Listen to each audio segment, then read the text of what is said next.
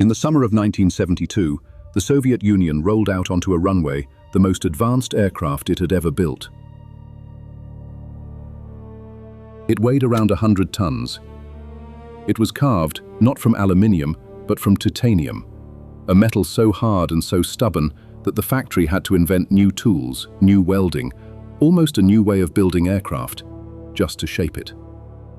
Its nose folded down like the beak of a bird. It was the first Soviet aircraft ever to be flown by a computer, and it was designed to do something almost nothing else on Earth could do: to cross the sky at 3 times the speed of sound. It flew 10 times, and then they crushed the program. Not because it failed, not because it fell out of the sky. It flew beautifully. It handled like a dream. And here is the part that has confused people for 50 years. The aircraft everyone remembers as the Soviet Mach 3 bomber never actually flew at Mach 3. Not once. It never got close. The popular story says it was murdered, that a jealous rival, a more powerful design bureau, reached in and had it killed. But that story does not survive the dates. And the truth underneath it is quieter, and in a way, far more damning. They called it the T-4. The engineers called it Sotka, the 100. It was the finest thing its designers ever made, and it was destroyed by the one thing engineering cannot beat: a system that had already decided it did not want you. Chapter 1. The Shadow of the Valkyrie. To understand why the Soviet Union tried to build a 100-ton titanium aircraft, you have to start with what frightened them. At the end of the 1950s, the United States began work on a bomber that seemed to come from the future. It was called the Valkyrie, a vast white delta-winged machine designed to fly at 3 times the speed of sound, near the very edge of the atmosphere. The idea was simple and terrifying: fly so high and so fast that no fighter and no missile could ever catch it. A bomber that could stroll over the Soviet Union faster than anything the defenders could throw upward. Moscow had no answer to it, and in the cold arithmetic of the arms race, having no answer is intolerable. As it happened, the Americans never fielded the Valkyrie in numbers. The project ran into trouble of its own, and only a couple were ever built. But Moscow could not count on that. The fear had already done its work. A weapon does not have to be built to force your rival to answer it. And the Soviet answer would take on a life of its own, long after the threat that inspired it had faded away. But the Soviet response when it came was not another bomber to chase the Valkyrie. It was something more aggressive. In 1961, the Soviet leadership issued a requirement for a new kind of aircraft, one that could fly just as high and just as fast, but with a very particular job: to hunt the thing the Americans valued most on the open ocean: the aircraft carrier. A carrier group is the pride of a navy and a nightmare to attack. It moves constantly. It hides in the vastness of the sea. It bristles with defenses. To kill one, you first have to find it, and then reach it, and then strike before it can strike you. The Soviet answer was a machine that would streak out over the ocean at Mach 3, find the carrier, and destroy it with long-range missiles from a distance no defender could close. The numbers in that requirement were brutal. The aircraft would have to reach out thousands of kilometers from Soviet soil, far enough to find American carriers wherever they roamed. It would have to cruise at 3,000 kilometers an hour, Mach 3, and hold that speed for hundreds of kilometers at a stretch. And it would carry not just missiles, but eyes. It was meant to be a scout as much as a striker, racing out over the ocean, finding the enemy fleet, and either killing it itself or pointing the way for others. A single machine to see across an ocean and strike across it too. It was a staggering thing to ask for, and 3 of the great Soviet design bureaus stepped forward to try. 2 of them were the giants of Soviet heavy aviation: Tupolev, the most powerful bomber house in the country, the bureau whose aircraft formed the backbone of the entire strategic fleet; and Yakovlev, another famous and well-connected name. And then there was the third, A bureau that had never built a heavy bomber in its life. Sukhoi. The house of Pavel Sukhoi, a fighter bureau, small, fast aircraft, nimble things. Asking Sukhoi to design a 100-ton strategic aircraft was a little like asking a maker of sports cars to build a freight locomotive. It was not their world. Pavel Sukhoi himself was not a loud man. He was a quiet, precise engineer, respected rather than celebrated, who had spent decades building fast jets while the great bomber houses took the glory. For his bureau, the T-4 was a chance to step out of that shadow, to prove they could think as big as anyone in Soviet aviation. They poured everything they had into it, and that is part of what makes the ending so hard. This was not a careless project. It was a bureau's masterpiece, built to answer the doubters. And Sukhoi won. In the design competition of the mid-1960s, it was the fighter bureau, the outsider, whose proposal was chosen over the two great bomber houses. Remember that, because it plants a seed that the popular version of this story will later try to grow into something it was not. The bomber giants had been beaten at their own game. Now Pavel Sukhoi's people had to actually build the thing. And almost at once, they ran into a wall made of metal. Chapter 2. The metal that fights back. There is a reason almost no one builds aircraft like the T-4. And the reason is heat. When a machine flies at 3 times the speed of sound, the air does not simply slide past it. The air is slammed aside, compressed, dragged along the skin, and it heats the metal until it glows with friction.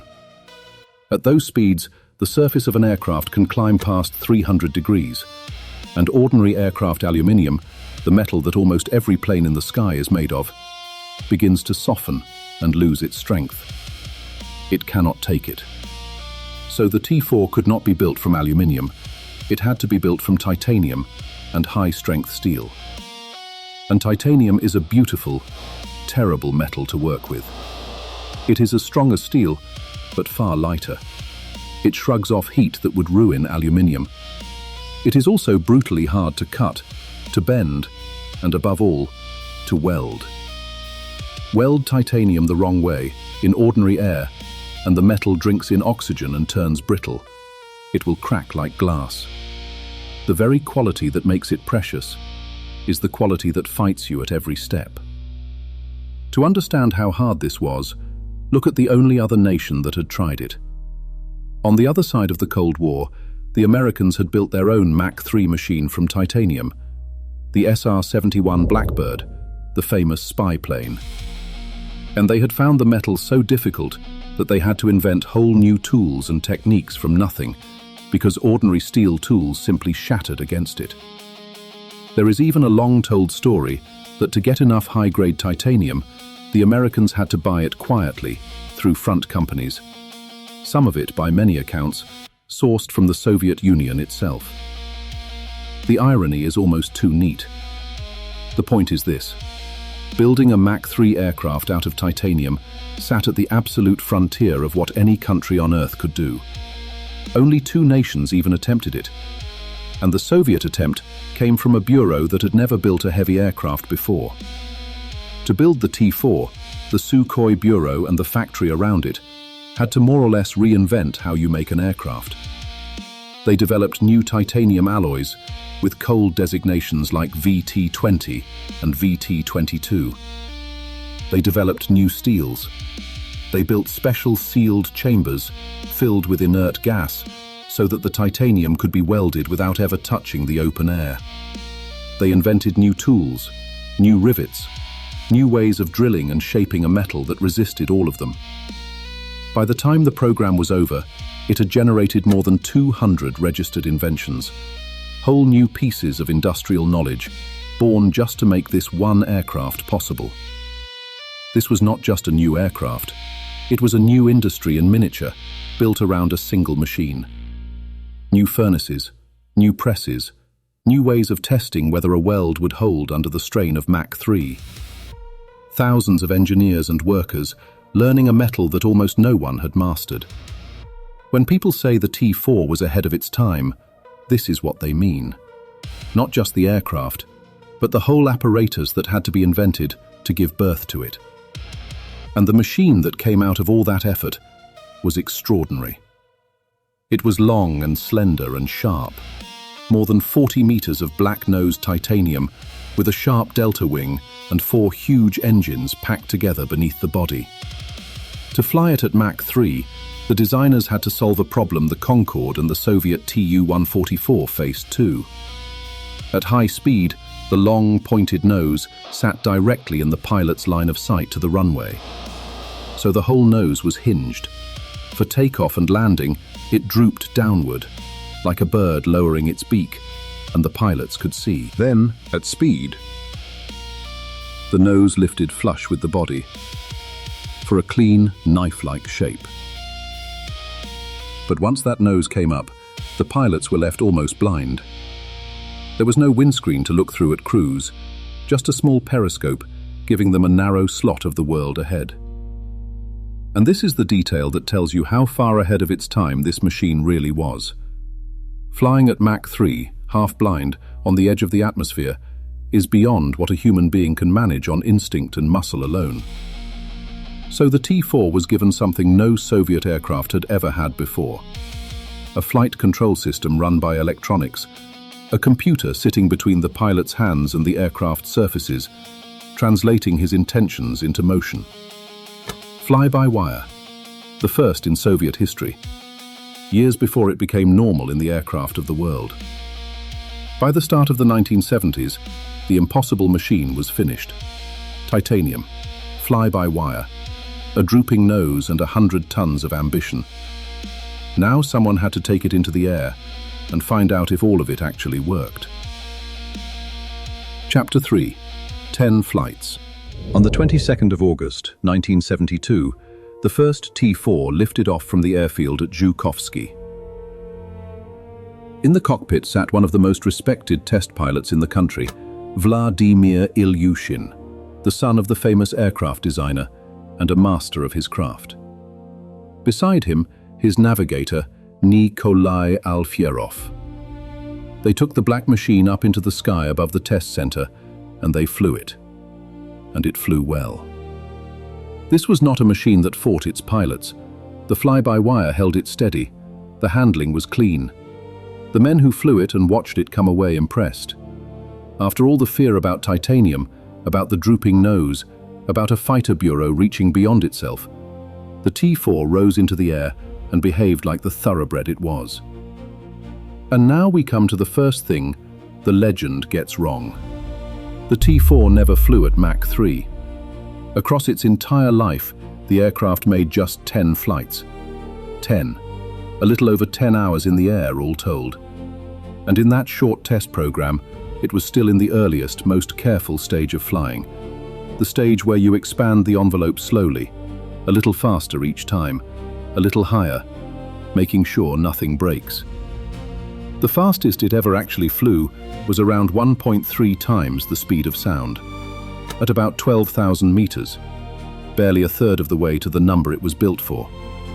The Mach 3 was still ahead of it, a promise, not yet a fact. And there was a reason the promise stayed out of reach: the engines.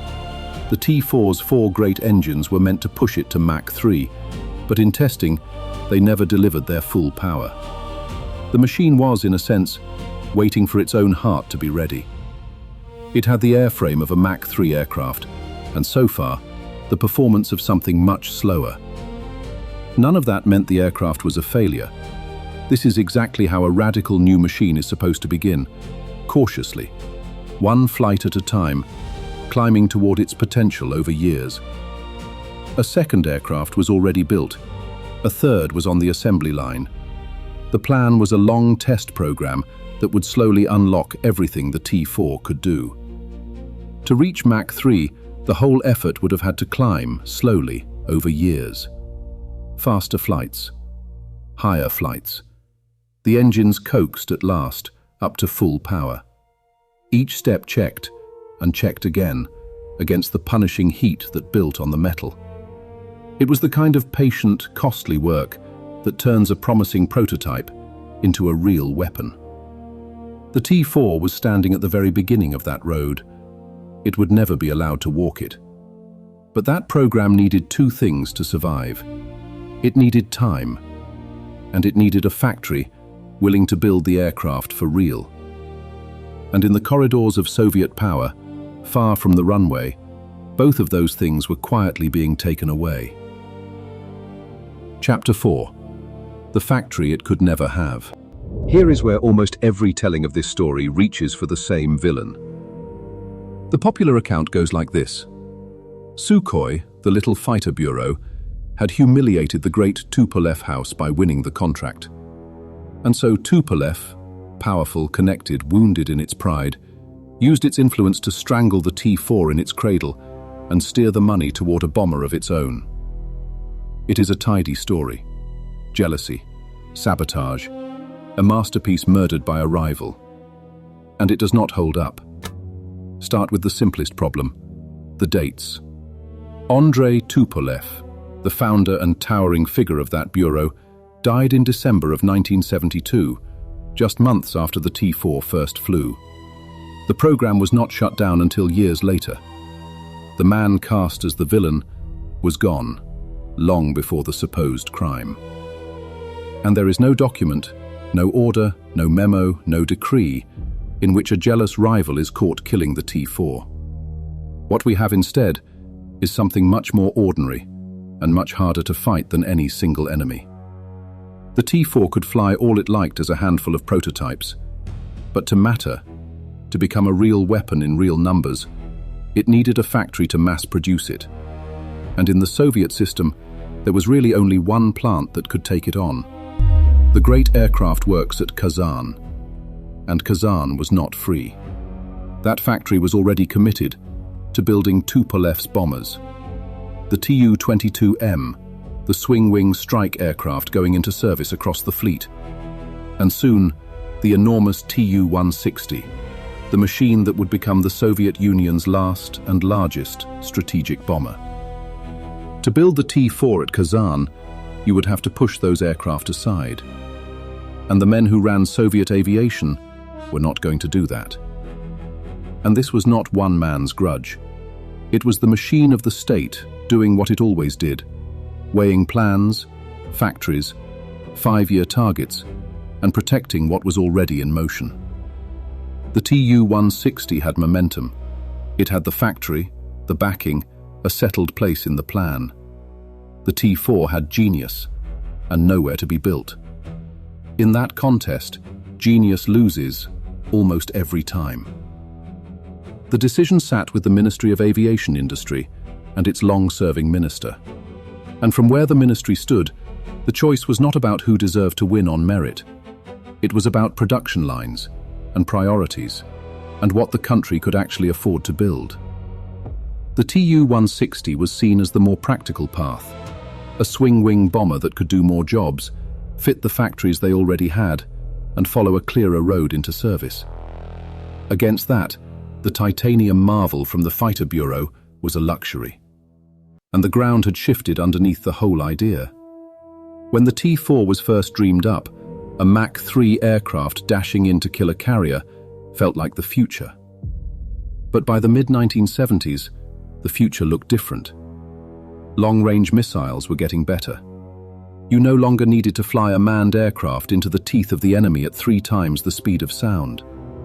You could launch a missile from far away and never expose the crew at all. The very mission the T-4 was built for was slipping into the past. And there was the simple, grinding matter of money. The T-4 was fabulously expensive. Titanium is costly.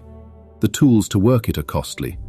An entire production line, built from nothing, for a single exotic aircraft. Costly beyond easy reckoning. The Soviet economy of the mid-70s was already stretched, already struggling to pay for everything the generals wanted. Faced with a choice between a proven, practical bomber and a titanium dream that might take another decade and a fortune to mature, the men holding the budget chose the safe road. So the machine was not murdered in a single dramatic stroke. It was set aside, Work was suspended in 1974, and the program was formally cancelled at the end of 1975. No villain, no knife in the dark, just a system deciding, meeting by meeting, that the best machine was not the one it wanted. And that, in the end, is the crueler story. It is easy to rage against a jealous rival. It is much harder to accept that something brilliant can be built and flown and proven and still lose, simply because there was no room for it in the plans of the men who held the money. Chapter 5. The Bloodline of a Loser. Pavel Sukhoi did not have long to mourn his masterpiece. The designer who had led his fighter bureau into the world of heavy aviation and beaten the giants there died in September of 1975, just as the program he had fought for was being shut down for good. The T-4 and the man who made it left the stage almost together. The prototypes were grounded. The half-finished aircraft on the assembly line were broken up. Of the entire program, one machine survived. The first one, the aircraft that had flown those 10 flights. Today it sits, silent and black and enormous, in the Great Aviation Museum at Monino, outside Moscow, a hall full of Soviet machines that reached for the future and were left behind by it.